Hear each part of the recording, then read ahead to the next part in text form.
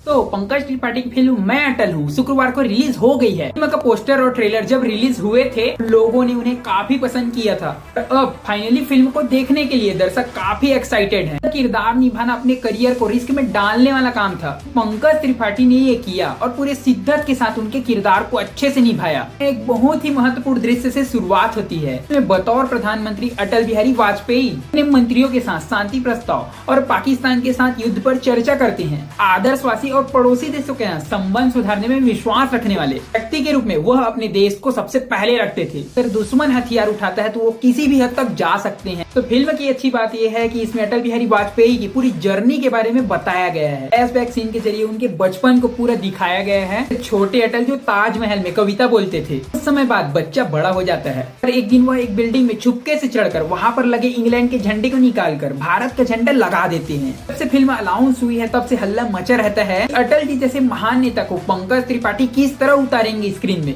और ये सबके जहन में था। इसी सवाल की जवाब के लिए हमको भी पिक्चर देखना है भाई साहब। सच बताऊं तो कमियों के बावजूद भी फिल्म बहुत बढ़िया है। पंकज त्रिपाठी है एकदम शानदार।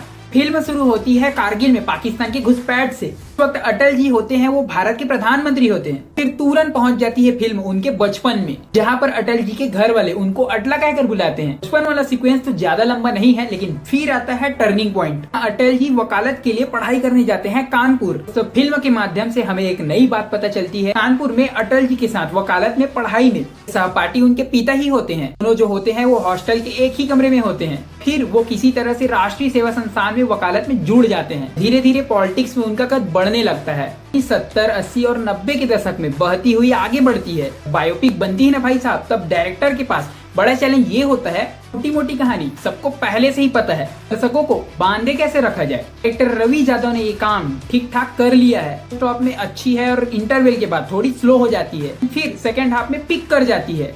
कारगिल युद्ध, वाजपेयी जी के लाहौर यात्रा, खंड टेस्ट और इस तरह की फिल्म में ओरिजिनल फुटेज का इस्तेमाल किया गया है। इससे फिल्म ज्यादा ऑथेंटिक लगती है। देखिए बायोपिक किसी भी की हो, लेकिन आप देखने इसलिए जाते हैं उस शख्स ने या तो आपको इंस्पायर किया है। तो ऐसा तो हो नहीं सकता कि प्रधानमंत्री देश के जनता की जिंदगी को ना छुए। अटल बिहारी वाजपेयी जी एक ऐसे रेयर लीडर हैं, समान पक्ष और विपक्ष दोनों तरह के लोग करते थे।